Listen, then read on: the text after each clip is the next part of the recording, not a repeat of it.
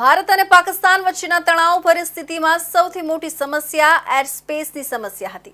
પાકિસ્તાને તેની એરસ્પેસ બંધ કરી દીધી હતી, જેના કારણે ભારત જતી અને આવતી આંતરરાષ્ટ્રીય ફ્લાઇટને સુરત એરસ્પેસમાંથી પસાર થવું પડતું હતું। 4 મે થી 10 મે સુધી એટલે કે 7 દિવસમાં 6469 ફ્લાઇટ્સ સુરત એરસ્પેસમાંથી પસાર થઈ હતી। છેલ્લા 7 દિવસની અંદર 1 કલાકમાં 39 ફ્લાઇટોએ સુરતની એરસ્પેસનો ઉપયોગ કર્યો હતો।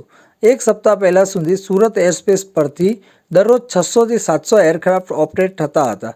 નોંધનીય છે કે મંગળવાર, બુધવાર અને શુક્રવારની વચ્ચે આ સંખ્યા અનુક્રમે 981, 1014 અને 1008 નોંધાઈ છે, જે આ વિસ્તાર માટે ઐતિહાસિક ગણી શકાય। માત્ર શનિવારે આ સંખ્યા ઘટીને 840 થઈ ગઈ હતી।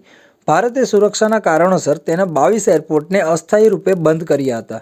આ સંજોગોમાં સુરતની એરસ્પેસ વૈશ્વિક એરક્રાફ્ટ માટે મહત્વના વૈકલ્પિક માર્ગ તરીકે ઉભરી આવી છે।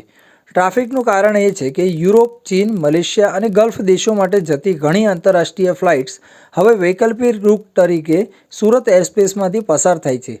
આ ફ્લાઇટ્સે 35,000 થી 41 ફૂટ ઉપરથી સુરતની એરસ્પેસ પસંદ કરી અને યુરોપ, ચીન તેમજ એશિયા અને આફ્રિકા જેવા ખંડોના વિવિધ દેશોમાં ઉડાન ભરી જતા હતા।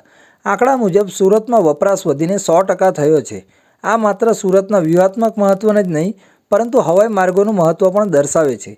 પાકિસ્તાનની એરસ્પેસ બંધ થવાને કારણે અસામાન્ય સ્થિતિએ મુંબઈ એરપોર્ટના એટીસી પર ભારે દબાણ કર્યું હતું, પરંતુ સુરત એરપોર્ટના એટીસીએ મુંબઈનો ભાર ઘણો ઓછો કર્યો હતો।